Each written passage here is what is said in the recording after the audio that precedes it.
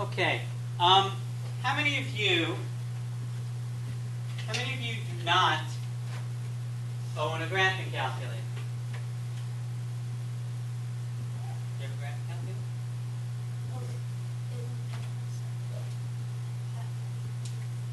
Okay.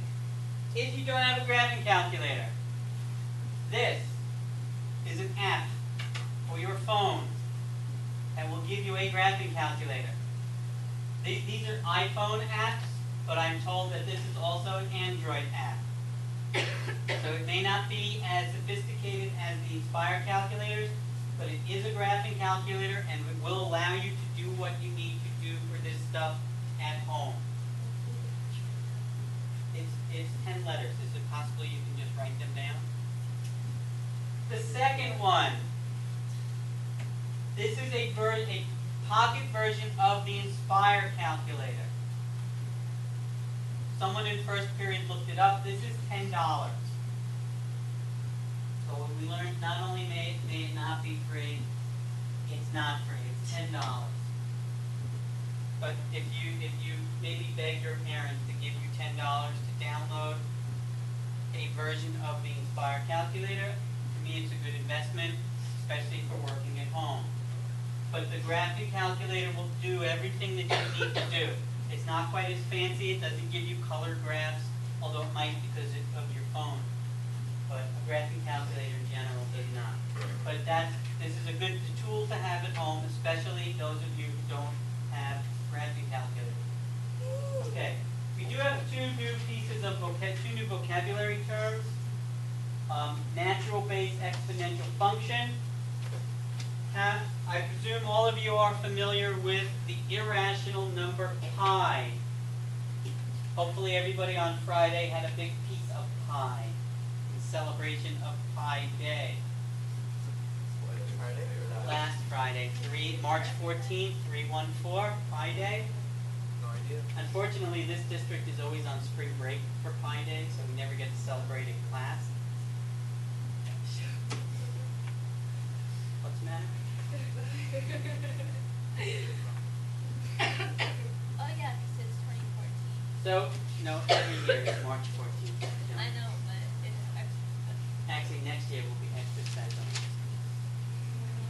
Because next year will be 3/14/15. I'm at 9/26 and 53 seconds. What? So it'll be 3.1415. Right. Anyway, so we have another irrational number that we use, and that's called E. Now, for those of you playing at home, E is 2.71838 is approximately 2.71838. So when you're doing your what? Because that's why is pi 3.14. That's what it is. Oh, okay. There's no special reason. Yeah. Now, those of you who either don't have a smartphone and can't download the calculator, or don't have a graphic calculator, when you're doing tonight's homework, you may substitute this number for the letter E, and it will do the same thing as E. Okay? The other vocabulary term is called continuously compounded interest. Now, what we've done up to now this week is we compounded interest annually. Now, not every time you invest money, you're going to compound interest annually. Sometimes interest could be compounded semi-annually or monthly. Quarterly. Thank you. Or even daily. Yes, ma'am. Pocket CAS, CAS. CAS is another version of the Inspire calculator. It's an even more sophisticated version of what we have. But I think for our purposes, it's duplication. Anyway, continuously compounded interest would be if you put your money in the bank and it starts compounding all the time, continuously. So you can see if you compared compounding annually with compounding continuously, you would see how much more quickly your money grows. And in fact, those of you who finished the activity, you saw that even a 1% difference in the interest rate sped up the amount of time it takes to earn that amount of interest. Similarly, the more often you compound your interest, the more quickly that money's going to grow. So when you get out in the world and you have money to put in the bank, you want to look for the money that's going to be compounded more often. The more often your money is compounded, the more quickly it's going to add up. Okay, anybody not done copying down the vocab? Okay. You can ignore the first two lines. What? It says evaluating key. Yeah, but Now, the formula that we use for continuously compounded interest can be called the PERT. PERT. P-E-R-T. That's an R. So it's P times E raised to the R times T. This is what P, R, and T stand for. P is principal. Principal is how much money you put into the bank. R is your interest rate. And T is the amount of time. So it's very easy to remember. Each letter stands for that thing. P for principal, R for rate, T for time. You know the formula, you have the formula. All you have to do is plug in the values and plug those values into the calculator.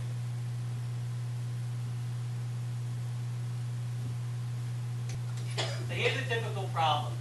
Before you freak out and start copying down the entire problem, remember what we're focusing on. We're focusing on the numbers. So all you want to write down is the numbers and what they represent. So $3,000 is how much we deposit.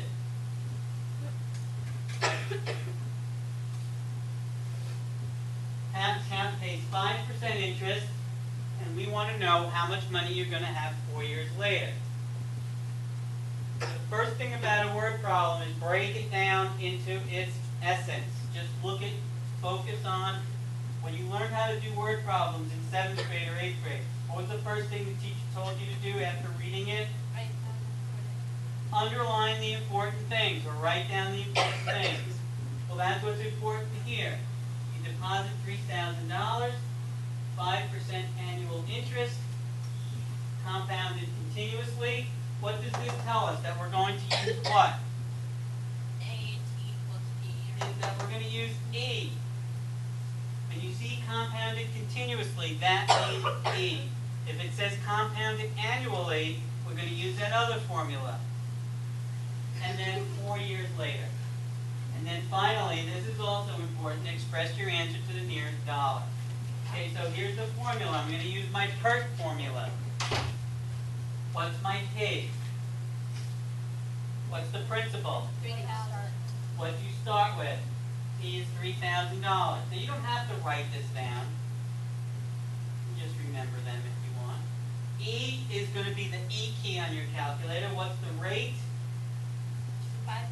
Which, remember, we can't use percents on these things. Oh, 0.25. So our rate is 5%, and then our T, 4 years. 4 years. We take that information,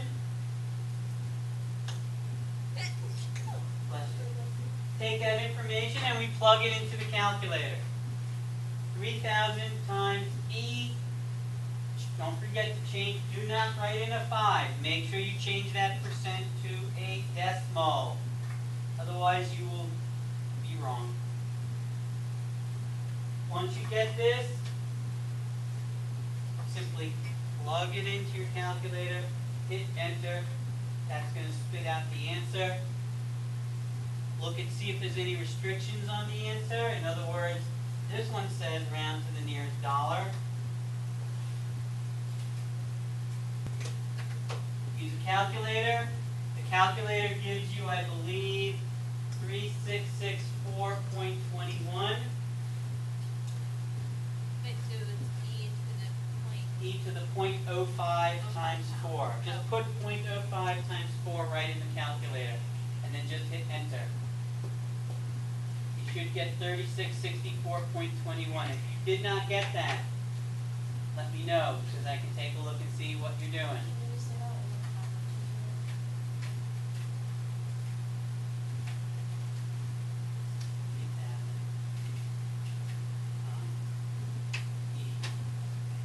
Now,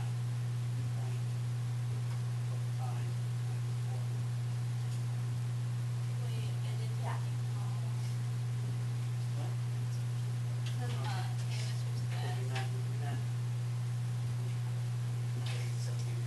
How do you get another X next? People who have no integrity and excuse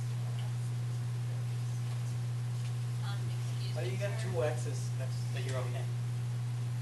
What? Oh, wait. How do you get two X's next to the? What? What? Because there's 0.5 and there's 4. How do I get that? Oh. Times four. Oh, the. R times two.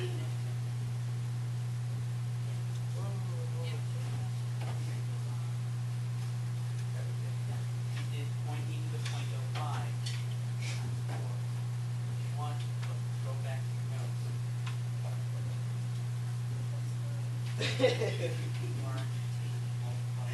Okay, I see. Okay. Anybody else? Anybody not get 3664?